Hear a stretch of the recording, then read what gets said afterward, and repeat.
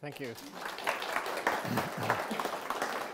It really is a pleasure to be back. When people ask you to come back, you think that's probably a good sign, or maybe they just want you to come back and do a better job than you did last time. So still not sure about that one, but it is great to be back, and I'm really excited that this is a long-term partnership in terms of the investments that we're doing in having these conversations around factors that do predict student success, that extend beyond what we traditionally have focused on, which is the content that we push out to students and expect them to absorb and master that content, independent of some of the cultural aspects that we now know are actually pretty strong predictors, sometimes even higher than what a student's incoming IQ might be in predicting whether or not they persist and succeed in a given environment.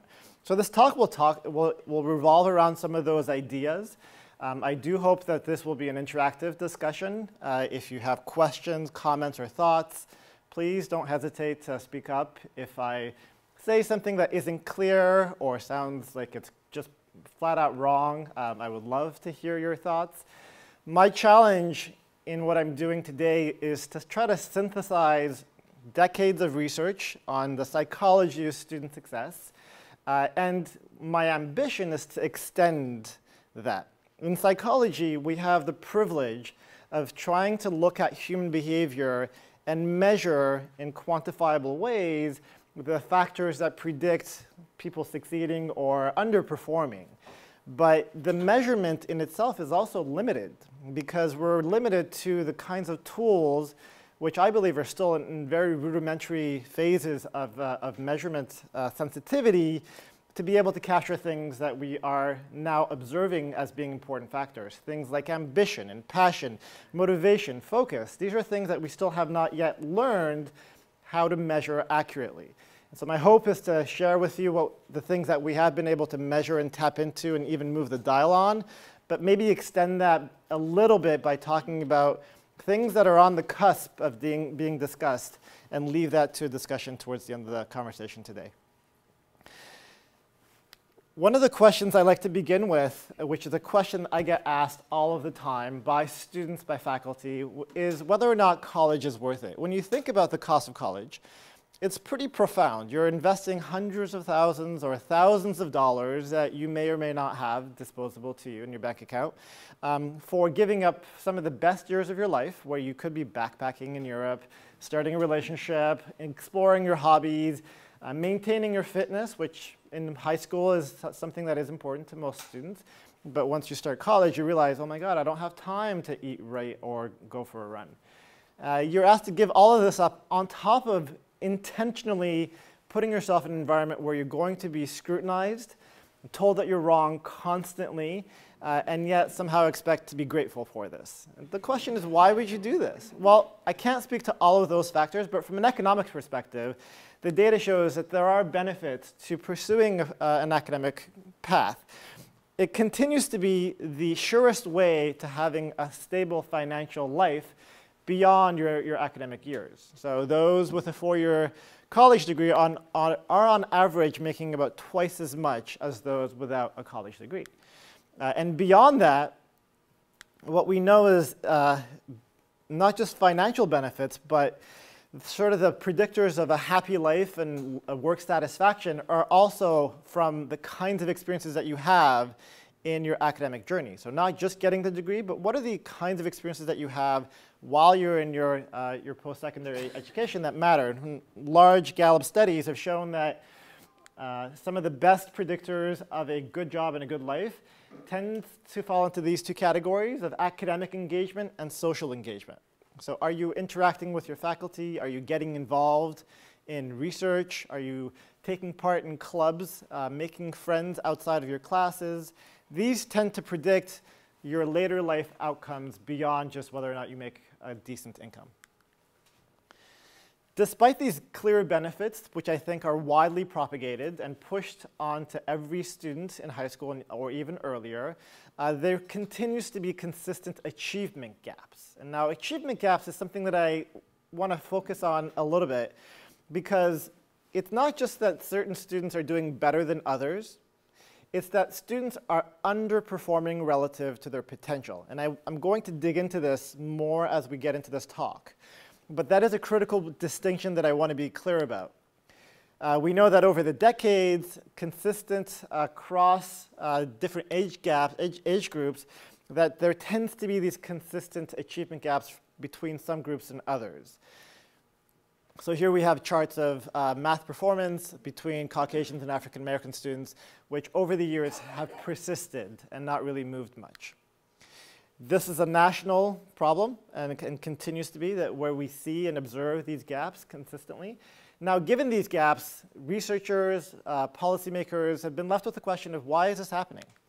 Now, there could be a couple of answers to this, one of which is the sheer recognition that they're sort of structurally, situationally composed, that there are financial resources limitations or access limitations that disadvantage certain groups. And I think there's a lot of validity to that. What we're going to focus on is something that's a little bit independent of the structural components, the psychology of student performance that might be leading to these gaps that we've noticed. Now, early on when these gaps were observed, the argument was maybe it's not psychology, maybe it's just sort of innate talent differences. And certainly we have had individuals, even relatively recently, who propagated this idea that the reason why certain groups perform better than others could be something that's innate, that's sort of genetic almost. But social psychologists, luckily, have never really resonated with that from the sheer recognition that we draw a lot of information from who we are and how we see ourselves and others based on the social contexts in which we find ourselves. And so pioneers in this work, Claude Steele, wanted to see if there was ways that we can capture whether or not there's contextual factors that determine these performance gaps. So what he did was to invite men and women into the lab, and he told them that you're going to do a relatively difficult part of a math GRE test. And in the sort of business as usual, he said, here's a part of the GRE that is difficult. Go ahead and do it. And then in a different condition, he gave them the same task. Let me see if I can go backwards here. He gave them the same task, but in this condition, he said, although we know that typically men and women perform differently on tests like this, guess what? In this particular test, we have not found any gender differences. And so go ahead and do your best, and we'll see what happens. So in the one condition, here's a test. It's hard. In the other condition, it's hard, but guess what? We're not usually finding these gender gaps that maybe you might be wondering about on some level. And what they found was when the test was given as usual, that the achievement gap persisted. Now, I want to be clear again that an achievement gap is underperformance. These men and women were basically selected because they had the same performances on their math courses.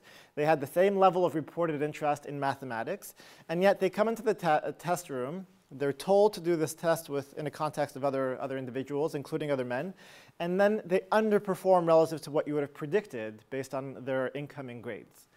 In the other condition, when they were told that this test is not diagnostic based on gender, the women do just as well as the men.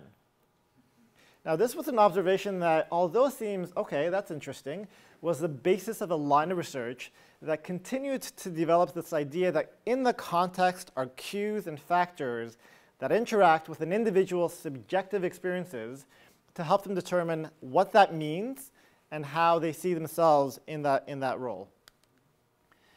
The phenomenon was termed stereotype threat. And this is one of the handful of factors that we know determines underperformance or achievement gaps. But this phenomenon is essentially the experience where you think that you or your group is somehow negatively viewed by others in society.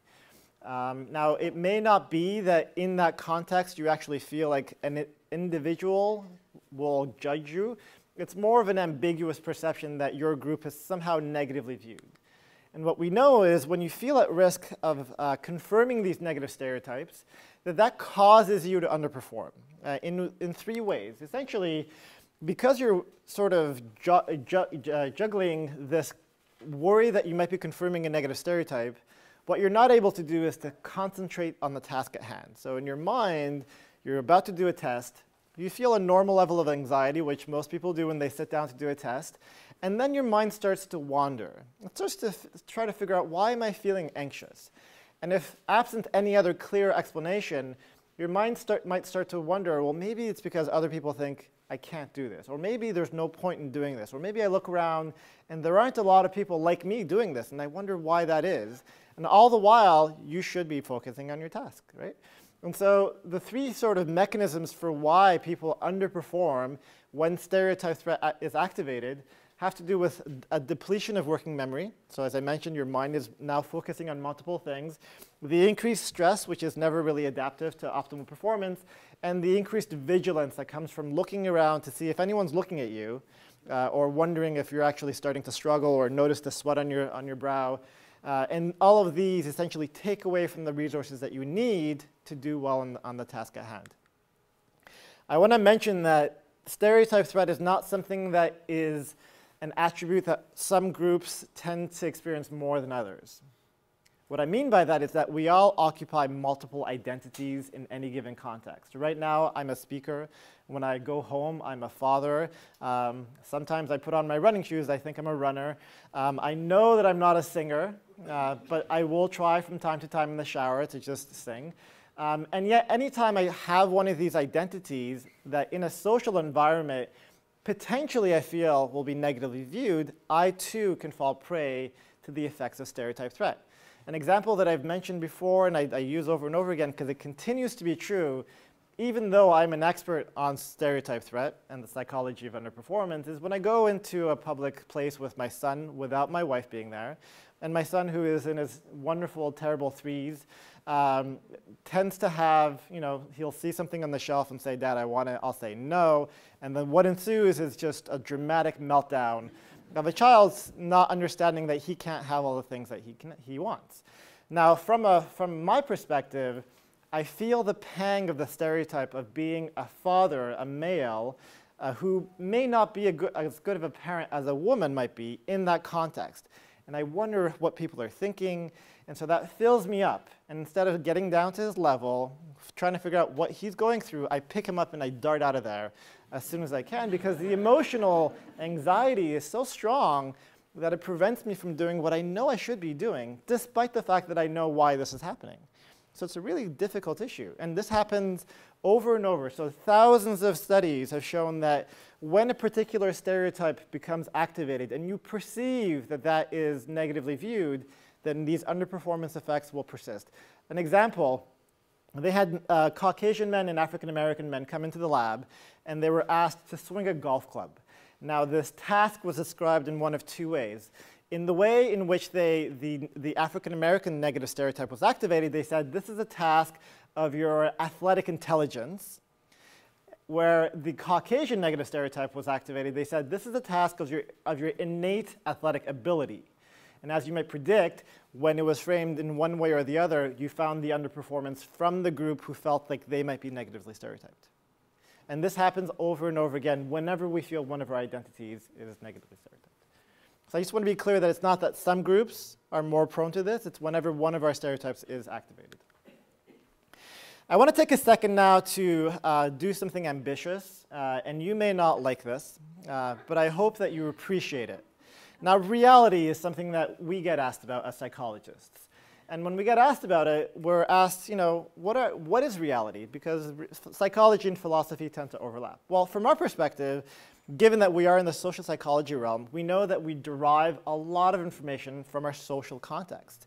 So from our perspective, we tend to say that reality is subjective, it's biased, and it's fallible. Let me try to demonstrate that. What you see here is a picture. Now, with a show of hands, how many people see a bird when they see this? How many people see a rabbit when they see this? So the same picture is interpreted differently by different people. Now, here's the kicker. Had I asked you the same question at a different time of the year, you probably would have responded in different ways. And in fact, when they do this, when people are asked this question around Easter Sunday, then more people see the rabbit. When we ask it in October closer to Thanksgiving, then more people see the bird. So context seems to have this interesting effect on how you perceive reality. Let me take it one step further. What if I told you that one of these circles is bigger than the other?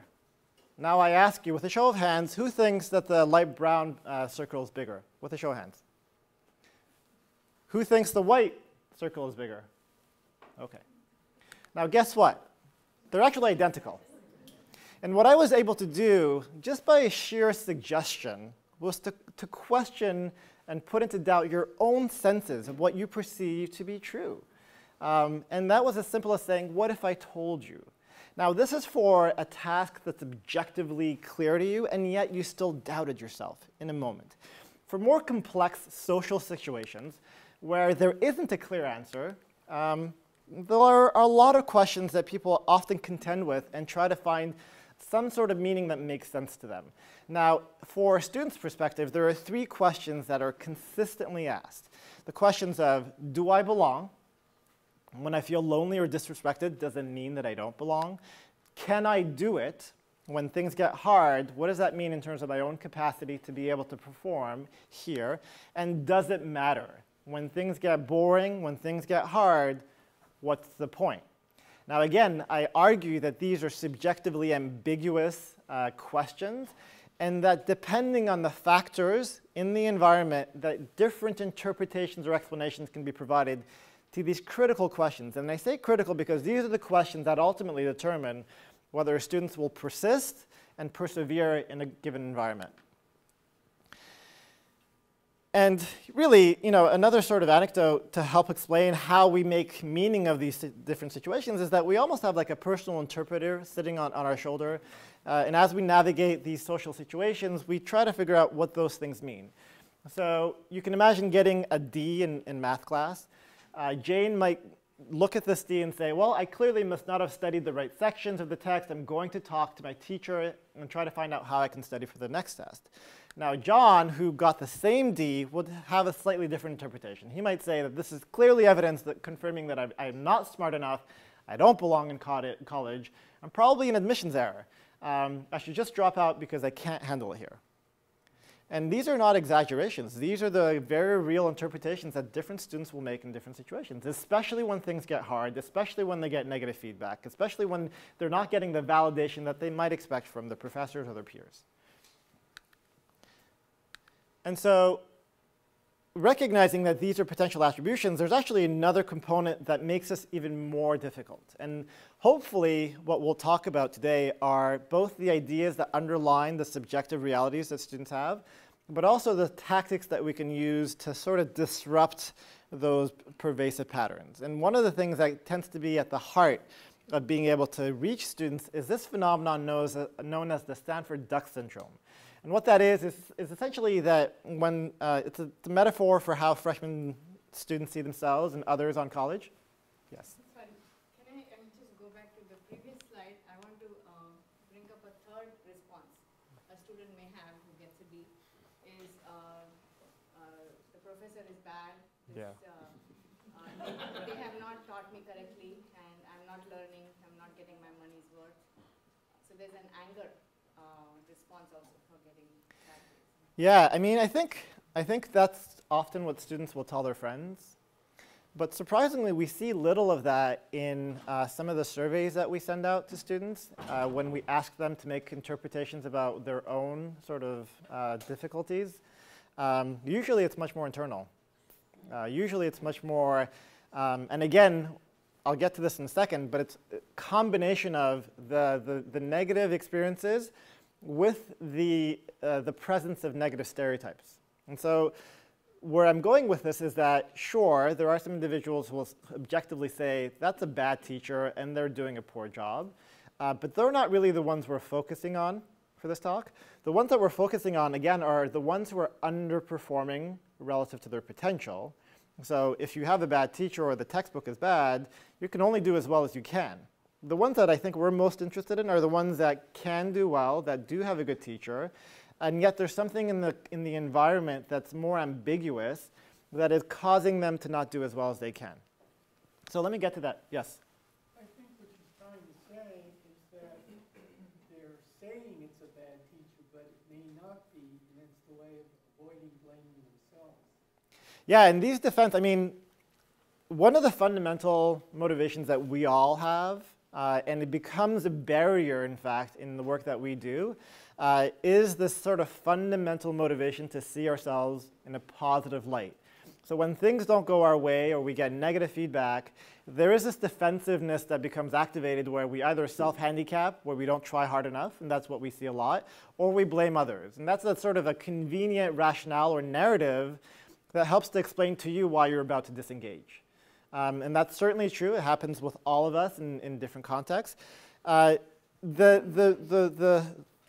path that we're going to try to focus on are the ways in which students tend not to see their own potential in an adaptive way, so that we can target those. And also bearing in mind that these defensive mechanisms are a very real thing, how do we tell someone or share someone with someone something that we know will help them? My colleague David Yeager says this very aptly. He says, the best way to get a student not to do something is to tell them that what they should do and why they should do it. And this is true, I think, for all of us who are parents as well. Because of that defense mechanism, if you give someone, it could be gold, right? You could invite them to your office hours and say, here, the answer is pretty much to the test. But if they feel that it somehow reflects negatively on your perception of them, then there's a bit of hesitance there. And we talk about and we think about and we employ strategies that help to circumvent these defense mechanisms. So I'm glad you brought that up, and it is an important part that we'll try to address if we can. So one of the things I was mentioning as a potential additional barrier to defensive is this phenomenon known as the pluralistic ignorance. And so the metaphor that captures this is the Stanford duck syndrome, where students see themselves and others as these ducks sort of in this pond. And when they look around, they see other ducks sort of seamlessly gliding across the surface of the water. But what they don't see for others that they do see for themselves is that under the surface, they are paddling furiously to stay afloat. So they know they're struggling, they know they're working hard, but it doesn't seem like anybody else is. Now, what's difficult about that, or what's challenging about that, is that when you think you're the only one struggling, that prevents you from reaching out and talking about your challenges, going and asking for help, maybe studying in study groups, which we know are really effective strategies. And the reason why I sort of emphasize this is because we tend to forget this common phenomenon that all students have at many, many points in their paths, is that they feel like they are somehow different, that somehow they're underperforming relative to others, or that they shouldn't be. So when we're thinking about how do we communicate with students, recognizing that they feel like they're sort of the only one struggling might help in us reaching out more proactively to them, as opposed to relying on them coming to us, which won't happen as often as we'd like. And so that may be one of the tools in our repertoires that we might be able to employ. And when these things do happen, when they get the bad grades, when they have a poor social interaction, then there's a possibility of some of these negative attributions. Things like, it's just me or people like me, I don't belong, there's no point, I'm not smart enough. And the consequence is that they exhibit feelings of shame, they want to isolate themselves, and they want to disengage, they want to quit. Because these are not good attributions, and these are not good emotional consequences. And coming back full circle, those individuals who contend with negative stereotypes in the academic context are even the most likely to make these negative attributions and these things. So, without seeming too depressive or too gloomy, I do want to say that based on these insights, that pioneering researchers have been and continue to develop interventions that try to mitigate these negative effects. For today's talk, we're going to talk about one component or one aspect of interventions that tend to do with trying to change the students' subjective experiences of their environment. So looking at changing the lens through which people make meaning of their worlds. We will also, I think I'll try to address the second bucket of interventions that can be effective, which have not to do so much with changing the students' subjective perceptions, but rather changing the objective cues with which they draw and infer meaning. So not just assuming that it's all their subjective experiences, but recognizing that we also have a role in the way that we communicate with the students that helps to inform how they understand the world. So if a student who is a woman in engineering is walking down these long hallways in old engineering buildings that have traditionally served males and sees picture after picture of old white guy, what does that mean in terms of whether or not she sees herself belonging in that context? And we take it for granted that this is something that is present in all of our campuses, but what does that mean to the students? And I'm not saying take down the pictures, but what are the things that we can do to help mitigate those things? We'll talk about that in the next presentation. So for the interventions that target student subjective experiences, I'm going to focus on one, while also saying that there really is a flourishing and growing body of approaches that students can benefit from. And we'll touch on those a little bit as well at the end here. So the one that we're going to focus on is based on the recognition that the transition for any sort of shift in significant life circumstances is a difficult one. In particular, the one from high school to college. If you're used to living at home, you have small classes in your high school, you have a close-knit group of friends that you work with, are able to rely on for support, and you get uprooted and get placed into a context where you don't know anybody yet. It's the first time you've been asked to be independent, support yourself financially, make plans for how you're going to eat, shower yourself, clothe yourself, manage your time, manage your freedom, and all of this while being given more work to do with higher thresholds of expectations. So it's a very challenging transition. And the question that sometimes, as we talked about, that students ask themselves is, do I belong? And surprisingly, this is a question that we see students ask a lot in those first 3 months when they first transition. As they're trying to get their bearing of what's going on, how am I doing, how am I being perceived, and what does this mean in terms of whether I belong or not is a fundamental question that many students ask themselves. And so these interventions, recognizing that this is a common question, and also recognizing the pluralistic ignorance phenomenon that we mentioned, where they think that they're the only ones who don't belong, try to create an intervention that dispels that notion.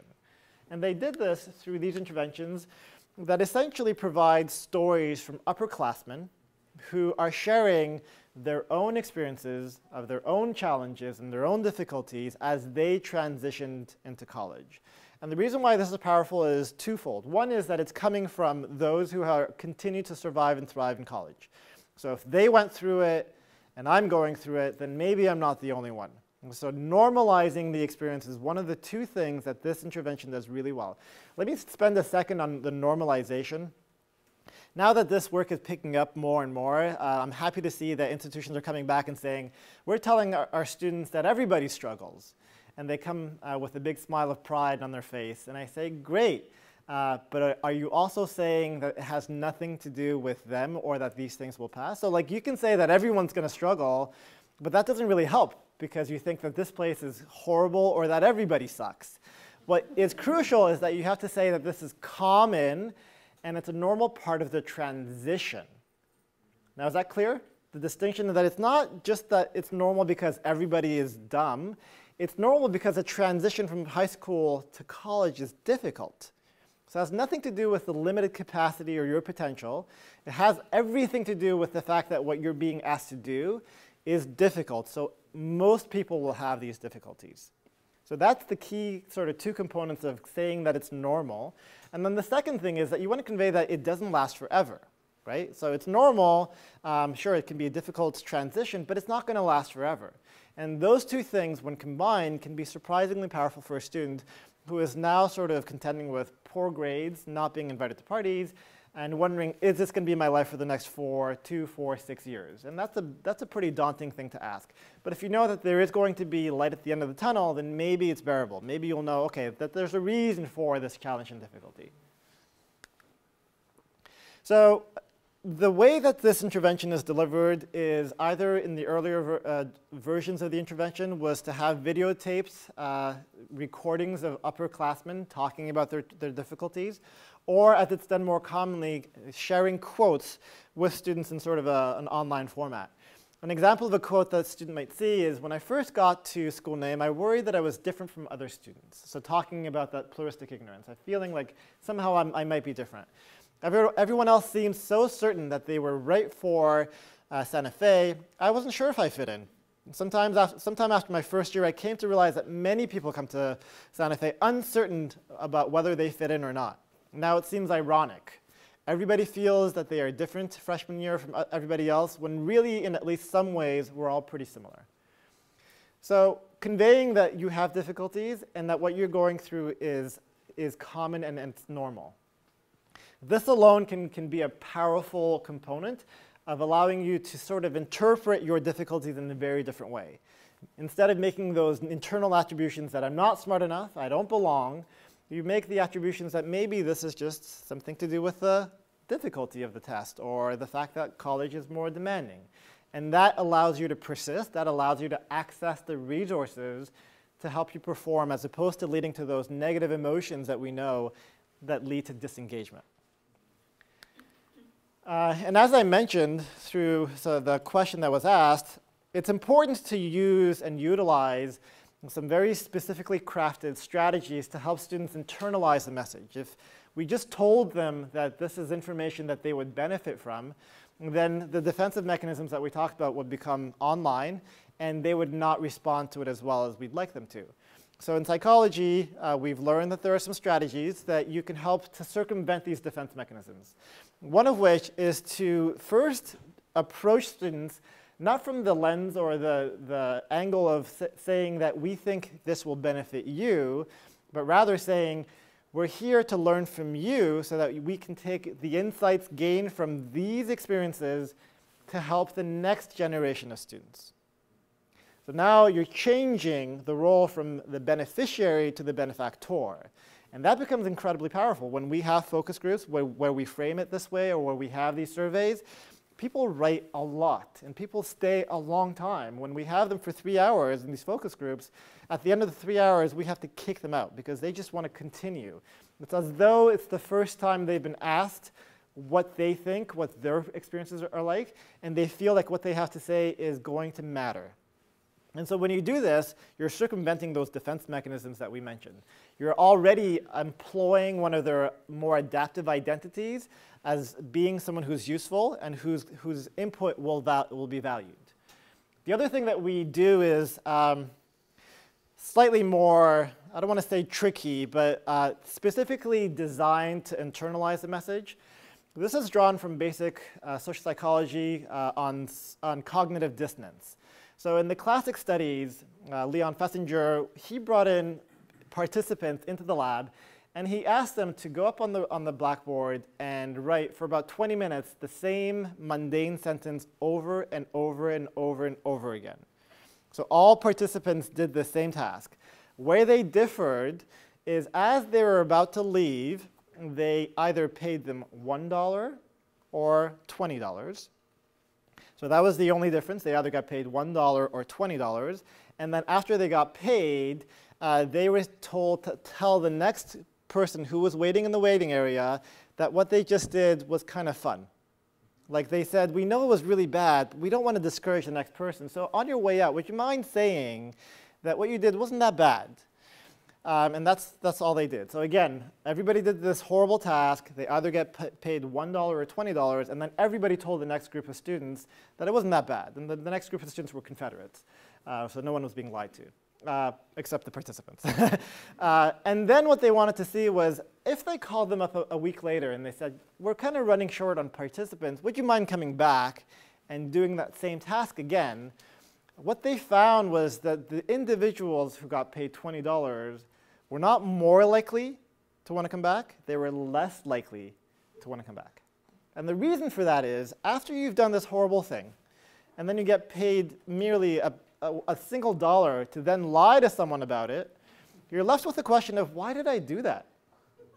Right? And in order to make sense to yourself why you just invested time and conveyed to other people that this wasn't that bad, you have to rationalize it to yourself that maybe it wasn't that bad. And we've seen applications of this in many different contexts. Some of our colleagues have demonstrated that they can actually increase voter turnout by asking potential voters the day before an election one of two things. One version is, how important is it for you to vote in tomorrow's election? And the other version is, how important is it for you to be a voter in tomorrow's election? So if you now spend 20 minutes talking about why it's important for you to be a voter, as opposed to just the behavior of voting, which doesn't really reflect on your identity, then that has a very different meaning. And you have to rationalize to yourself, why did I just spend 20 minutes writing this? Well, it must mean that it is important for me to be a voter. They actually find dramatically larger percentage of individuals who voted in the voter condition compared to the voting condition. And that's what we do here as well. After we tell them, we're here to learn from you, here are some stories from other students who've gone through this. Now, would you mind writing in your own words some of your own challenges and any advice that you might have to give for other students? So that internalization through the saying is believing paradigm is one of the strategies that we use. And the other thing that we're mindful of is that these attributional patterns, if you don't intervene early, then it may be too late, right? If they go into their social and academic worlds, they get that poor grade, and they already are worried that they're not smart enough, then that's almost too late, because it's now confirming of their initial concerns that they're not smart enough. But if you intervene before they have the chance to confirm those initial concerns, then maybe you can interrupt or delay the negative patterns of behaviors that ensue. So in terms of the results for the belonging interventions in the earlier trials, what they found was that, let me navigate you through this graph. I know there's a lot going on here. So these tend to be the non-at-risk groups, typically the Caucasian or Asian students who don't show these underperformance effects that we typically find. Regardless of whether they're in the control condition, so not really given the intervention, or in the intervention condition in the red, they perform similarly. So they're not really benefiting from normalizing the fact that they have these uncertainties about belonging. Where we find the effects are more for these at-risk students. These students who maybe, because of negative stereotypes, wonder what it means to get a negative grade, what it means to not to get invited to a party. And for these individuals, the intervention actually reduces the achievement gap by close to 35 to 50%. So let me just be clear about that. So those individuals who are in the at-risk group and in the treatment conditions tend to do better than those who are in a similar group but not in the at-risk groups. And so they don't completely wash out the underperformance, but they do significantly help. And this is part of a collection of approaches that we can take to help students be mindful of the fact that the negative difficulties and challenges that come their way are not a fault of their own. The interesting thing about this is that the underlying mechanism was something that popped out in the earlier trials. So, as I mentioned, if you're part of an at-risk group, you might have an experience like this, where you say, everyone's going out without me and they didn't consider me when making their plans, and then you make the negative internal attribution that at times like this, I feel like I don't belong here and that I'm alienated. What they found is that those students in the intervention treatment condition may have had similar experiences, but they were less likely to make the negative internal attributions. And this became a significant mediator for the effects. This became the cause, partial cause, for these students doing better than their counter groups in the control condition. Very quickly, if it's useful, the College Transition Collaborative is an organization of researchers and institutional practitioners who have attempted to take these interventions at scale. They've been in over 26 universities now with a sample of about 40,000 students.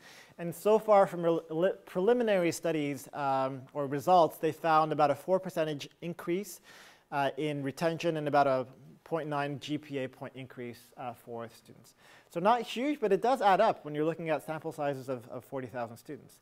And now they're in the process now of looking at more specific effects for specific subgroups. But these are the early findings that we wanted to share.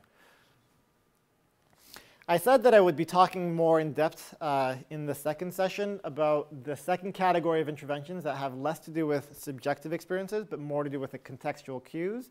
I'll sort of tease you a little bit with some of the content that we'll be talking about. I'll come back to that later. So as I tried to demonstrate earlier, our perceptions of reality can be somehow more subjective than we think.